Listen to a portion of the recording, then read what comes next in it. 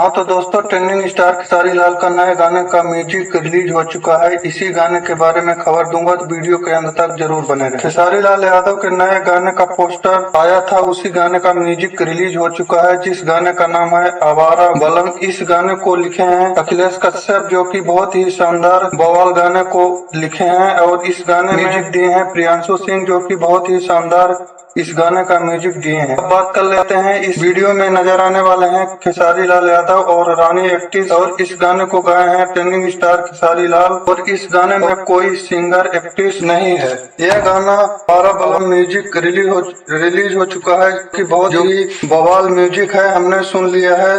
इस गाने का म्यूजिक दर्शकों को बहुत ही पसंद आने वाला है। आप लोग सुनना चाहते हैं तो खेसारी म्यूजिक वर्ल्ड के यूट्यूब चैनल पर जाकर सुन सकते हैं। वीडियो पसंद आया होगा तो वीडियो को लाइक, चैनल को सब्सक्राइब जरूर करें। धन्यवाद।